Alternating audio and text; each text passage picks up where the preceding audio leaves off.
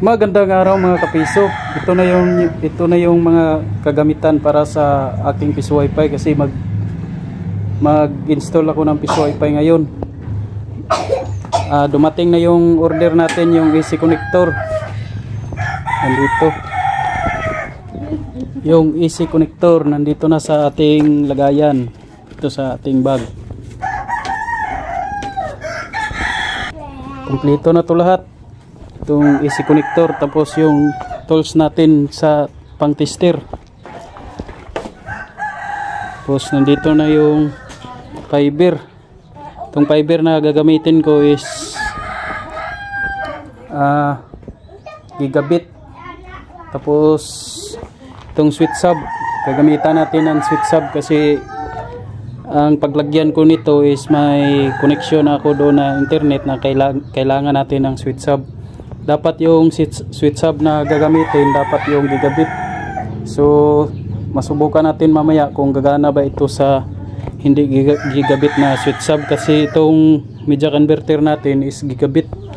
Tapos nandito na yung mga LAN cable. Kailangan natin ng LAN cable. Baka may mag-crimp tayo ng LAN cable doon mamaya. Kailangan natin ito. Tapos ito ang gagamitin natin na router para sa ating piso wifi kasi may PPPoE na po ito na router. Matagal na po ito sa akin. Yung nagsimbis pa ko, ito ay yung ginagamit ko na modem nung nagsimbis pa ko. Ngayon PLDT na yung source ko para hindi naman masayang. Ito na lang ang gagamitin natin kasi may PPPoE po ito. So mamaya pakita ko sa inyo paano ito i-config. So may RJ45 tayo, dapat kumpleto tayo para hindi na tayo pabalik-balik. So nandito na lahat. So punta na lang ako doon sa area para mag-install ng piso wifi. Actually doon sa area na paglagyan ko ng piso wifi may nalatag na ako na fiber cable. Yung ilagay ko na lang doon is piso wifi na lang. May isa pa akong kasama nandun sa kabila, puntahan ko pa. So ito, dapat 3D tayo, dapat kumpleto yung mga gamit natin lahat para yung pag-install natin ng piso wifi ay wala nang problema. So ngayon guys, punta na tayo doon sa area. Nandito na lahat yung mga kagamitan sa loob ng bag. So tara, let's go. So ngayon guys, papunta na kami sa area. So yan pala yung piso wifi na ilagay namin. Ayan, dinala ng misis ng aking partner.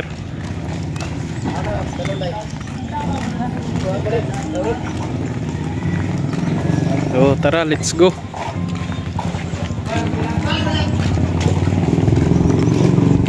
So may piso wifi pala ako dito na isa. Marami na piso wifi dito. 5 na piso wifi na dito. Dikit-dikit lang mga piso wifi dito. Tapos doon pa banda, doon sa harapan. Kagandahan dito is basketballan.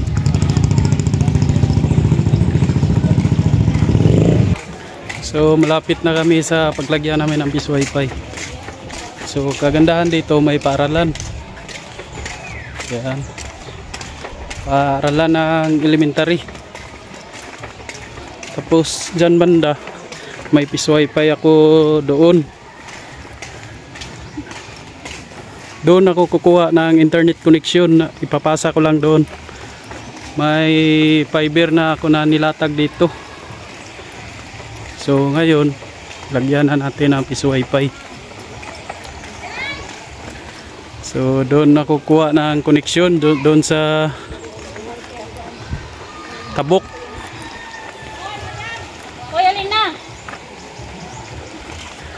So may sapa dito.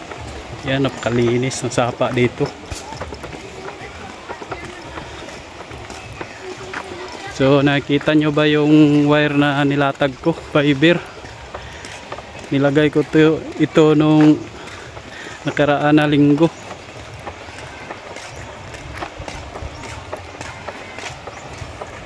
So malapit na kami. Diyan lang banda yung piso wifi na paglagyan namin. Dati may Peace Wi-Fi dyan dati. Kaso lang pinull out nila. Iwan ko ba kung ano ang dahilan, kasi nakasimbis lang po siya. Ginamit niya sa kanyang Peace Wi-Fi is simbis. Mahirap talaga dito magsimbis kasi nakita nyo naman yung mga paligid, napapalibutan ng mga punong kahoy. Yan. Kung wala kang internet dito na PLDT, mahirapan talaga. Kasi kawa po itong lugar namin dito. Kaya ang nakapasok dito ng mga internet connection, yung naka fiber lang. Naglalatag lang sila ng fiber. So yung bahay na yan, yan ang paglagyan namin ng Peace Wi-Fi.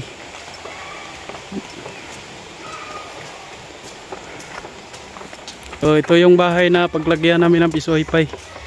Maghanap pa kami kung saan namin ipisto yung Peace Wi-Fi namin. So dati may Peace Wi-Fi dyan. Dito sa katabi na bahay lang nila. Yan, nakita nyo may kids doon. Kaso lang wala ng Peace Wi-Fi kasi pinull out na. So dito kami maglagay ng Peace Wi-Fi. So hindi sa akin yung Peace Wi-Fi na ilagay dito. Sa kanila. So akin lang ang internet connection, tapos sa kanila yung Peace Wi-Fi. So yan pala yung nilatag natin yung nakaraang linggo. Ito.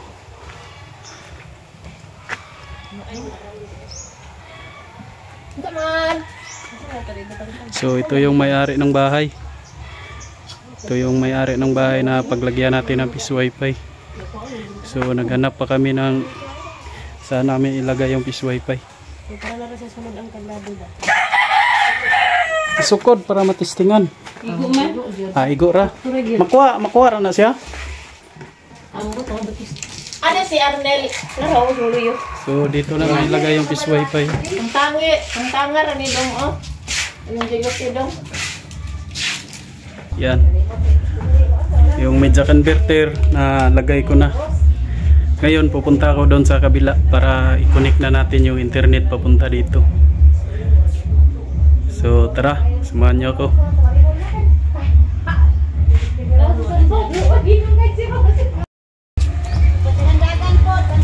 So punta na tayo doon sa kabila.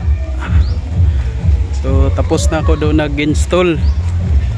So mamaya babalik pa ako dito kasi readingan ko ba kung maganda ba yung kuha na signal reading niya, kung okay ba itong fiber na nilatag natin, kasi matagal na to hindi ko nagamit.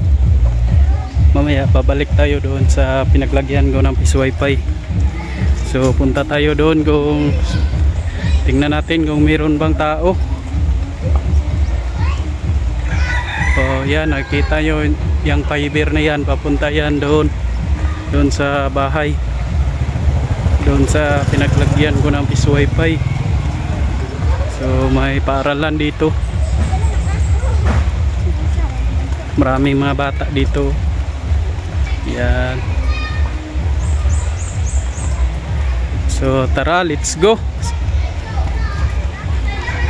Dito tayo kukuha ng internet, kaso lang walang tao. So hindi natin to magawa ngayon. Ito yung fiber cable, yung nilatag ko nung last video ko. Itong LAN cable, fiber cable, papunta doon sa nilagyan ko ng Peace Wi-Fi. Tapos dito ako kuha ng internet connection, tapos ipapasa ko doon.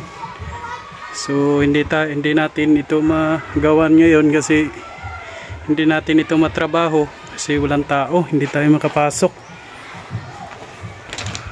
Walang tao dito sa bahay, dito sa pinaglagyan ko ng Peace Wi-Fi. Yan, ito pala yung Peace Wi-Fi ko. Tapos yan yung modem na ginagamit ko. Ang kagandahan dyan na modem is may PPPoE.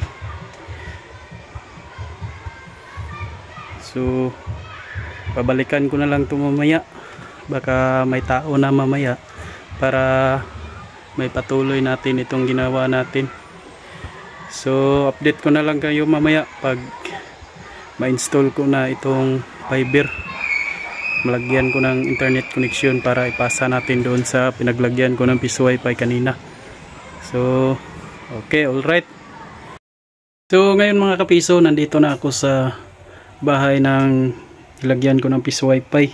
So kanina hindi ko na lagay itong fiber kasi sirado itong bahay. Ngayon bukas na, nandito na ako. Tapos nalagay ko na yung switch hub. Tapos yung media converter nalagay ko na. Yung B nandun sa kabila. Tapos nandito yung E. So mamaya readingan natin ito kung makukuha ba siya ng magandang reading. Yan. Yung switch hub natin is 9 gigabit. Tapos ito yung router natin na ginagamit dito sa ating piso wifi. So mag-splice muna ako ng AC connector. Ilagay ko dito sa fiber cable para mamaya matest na natin kung okay ba yung reading papunta doon sa kabila na pinaglagyan ko ng piso wifi. Okay. Ito pala yung AC connector na ginagamit ko, paru-paro J butterfly. Yan. So i-splice na natin ito para ilagay natin dito sa media converter. So let's go. So yun mga kapiso, tapos ko na na-splice. So ilagay na natin sa media con. Tapos punta tayo doon sa kabila kasi doon tayo mag-reading. So let's go. So tapos na ako dito guys, na kumpleto na lahat. Yung media converter nalagay na natin, tapos yung switch hub. So punta tayo doon sa kabila para ma-reading na natin. Doon tayo mag-reading. So tara, let's go, samahan niyo ako. So ngayon mga kapiso, nandito na ako sa bahay na pinaglagyan ko ng piso wifi. So ngayon masubukan na natin kung makukuha ba niya yung magandang reading. So gagamitan natin ng optical power meter.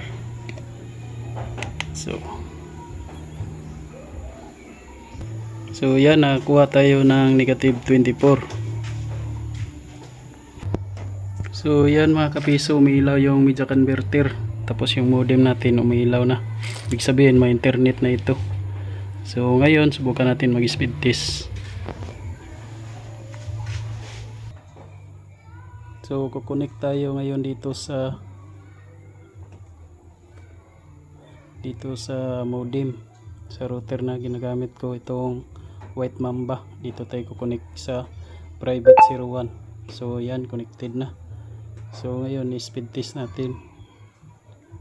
Refresh lang. Speed test.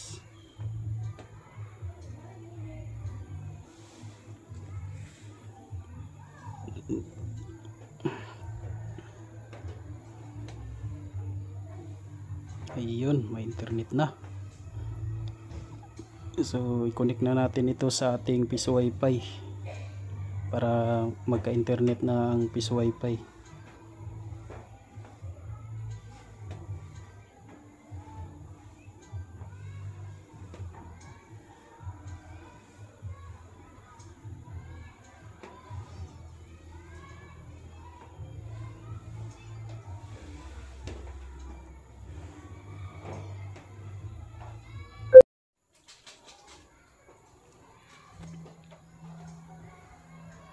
So dito tayo kukonek sa Maestrado piso wifi. Ito pala yung SSID ng piso wifi kasi itong window hindi dito sa akin.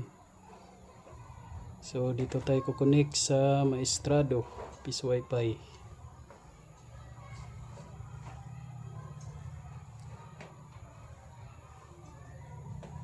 Ang ginamit pala nila dito na license OMG. Yan.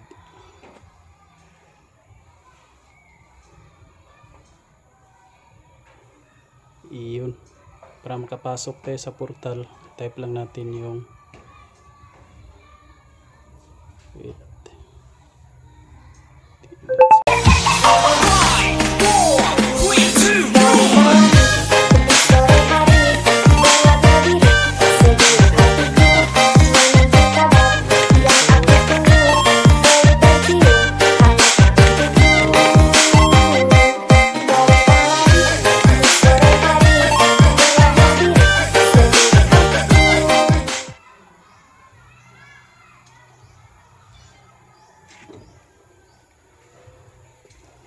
So yan, connected na.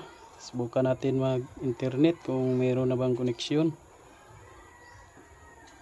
Open natin ang YouTube.